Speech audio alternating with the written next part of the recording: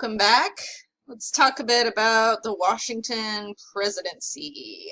But before we get into that, I do want to just talk about American society and what that looked like in 1790. So this is the first U.S. census where the government went around gathering information about who lived in the United States. And so in this very first census, there were 4 million people, and a fairly even distribution between the North and the South. 100,000 of those people lived beyond the proclamation line, so on what they were calling the frontier. About 20% of the population were black, and over 90% of them lived in the South, so a lot of enslaved folks. This did not count Native Americans because they were not citizens at this point, but from the Appalachians to the Mississippi River in that territory of the United States, it was heavily dominated by the Miami Confederacy in particular.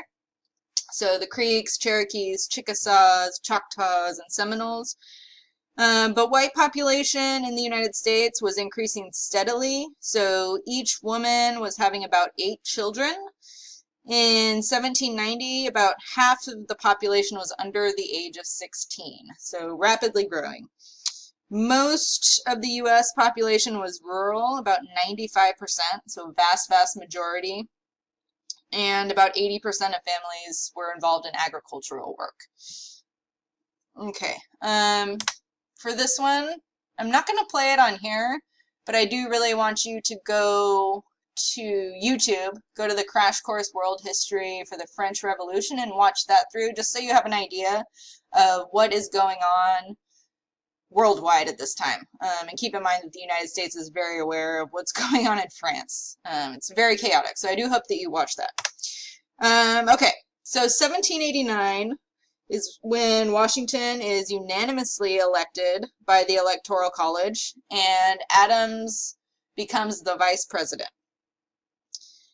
Congress is busy introducing the first 10 amendments, also known as the Bill of Rights, as they had promised during the ratification debates of '88. And we have the formation of political parties as well. So we have the Federalists, and those are the people who are pro-Constitution. And then the other political party are the Democratic Republicans.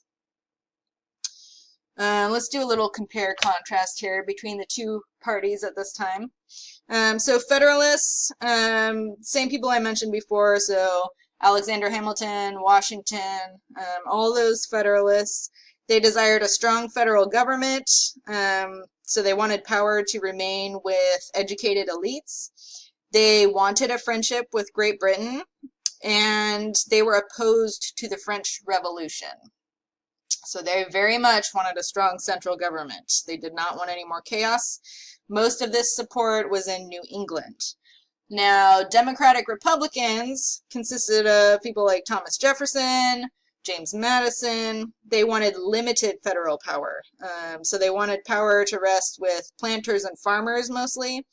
They were hostile to the British. They did not want to maintain a relationship with that monarchy. And they were sympathetic to the French Revolution, so they were interested in helping France. And there's a lot of rural support here. So strong government, Federalists, not a strong government, Democratic Republicans. Okay, one issue that's popping up at this time is what to do about the Revolutionary War debts. The Democratic Republicans did not want to consolidate state debts into one federal debt because, for one, they wanted to restrict centralized power, but also many southern states had already paid off their debts that they had had during the war. And so if they were going to be paying taxes for the rest of the country to be paying off their debts, they didn't think that was fair. But the Federalists did think that the U.S. should assume all of those debts, especially in Pennsylvania and New York, because they wanted foreign governments to be reassured of U.S. financial power, seeing that it's one consolidated, powerful nation. And so we have the Compromise of 1790, where Congress voted to assume state debts, but then they moved the capital of the United States from Philadelphia to Washington, D.C., so that it would be closer to the South, so that the people who wanted a weaker national government could be closer to the government to feel like they were keeping an eye on what's going on there. Let's talk a little bit about Alexander Hamilton. He issued this report on public credit, so he really wanted to finance public debt. He created a national bank. Thomas Jefferson and James Madison argued that that was unconstitutional, but Congress chartered it in February of '91. He also wanted to impose international tariffs to encourage domestic production. So, you know, he's a very popular guy now, but we're not going to go into him a whole lot. Let's continue. You know what? By 1792, I did want to point this out, both political parties had their own newspapers. So kind of like, you know, the MSNBC and Fox News of today. The Federalist newspaper was called the Gazette of the United States, and the Democratic Republican publication was called the National Gazette. So we start having already like a press favoring one side or the other. So let's talk a bit about France, though, because we have that revolution. I'm sure you went and watched that video. So in 1793, the French government sends a diplomat to cement the 1778 alliance. They send this guy, Edmond Genet. And France is like, oh, you know, our alliance from your war is still good, right? Because now we're having problems. France is at war with Britain, Spain, Austria, Prussia. They're also hoping to sign a new commercial treaty with the United States and to be able to use the U.S. as a staging ground for privateers, and also to be able to use, like, to recruit U.S. citizens for French military service. And, you know, the two parties are pretty split about this. The Federalists don't want to help France, and the Democratic Republicans are into it. Washington issues a proclamation of neutrality, saying, you know, we're not getting involved here. He really wanted to keep friendly relationships and trade with Great Britain and Spain. For one, because they enjoyed trade with those nations, but also those two nations are right at the borders of the United States. So if they go to war with Great Britain and Spain, it's not going to go well for the United States. So the U.S. is remaining neutral, and Genet ends up encouraging Americans, like he's going around encouraging them to break neutrality. And so, like in Georgia, for example, he mobilized a bunch of farmers against Spanish Florida. He started launching several U.S. privateer ships, and clearly going against neutrality. Washington's cabinet unanimously agreed to have Genet recalled. And the Jacobins, who were at this point rivals of Genet, wanted him recalled as well because, you know, they wanted to execute him because things were getting crazy over there. So Genet just kind of disappeared. He never returned back to France, but he did leave the United States. What to do about Great Britain? So Great Britain is causing problems as well. The Royal Navy has been ordered to seize U.S. ships trading with France in the Caribbean. So they're not receptive to the proclamation of neutrality. They're not accepting that.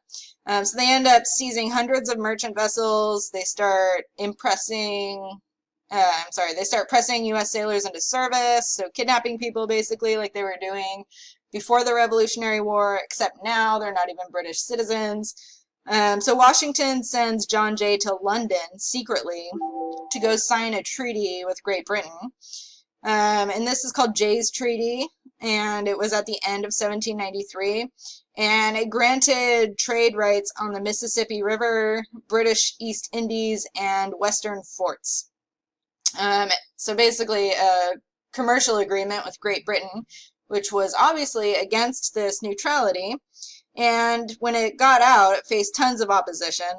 So there was a threat to commitment with France of remaining neutral, seen as a very pro-British stance. But it was still ratified by Senate, like narrowly. And when it happened, you know, the public was really upset. Effigies of Jay were burned. Washington's popularity really took a nosedive. So that was not good for the Federalists. Okay, let's talk about another rebellion. This is the Whiskey Rebellion. It took place in 1794 in Pennsylvania. And Hamilton had implemented these taxes on distilled liquor, and the southern states were like refusing to pay. But Pennsylvanians actually went out and started attacking people. They attacked the tax collector. They burned his house down. Within weeks, there were 6,000 armed protesters, including the militia. So Hamilton couldn't, just tell the militia to go take care of it because they were protesting as well. So Hamilton led 15,000 federal troops in, and this was in September. They arrested several people. There wasn't any violence, but because Washington and Hamilton were involved in sending federal troops to go put down a state militia, it really outraged the Democratic Republicans. And it really revealed this disagreement over federal power. How much is the federal government allowed to go put down something that the militia is involved in? Is seen as an unprecedented show of power on behalf of the Federalists. Okay, we'll pause here. We'll have one more section to this lecture when we come back.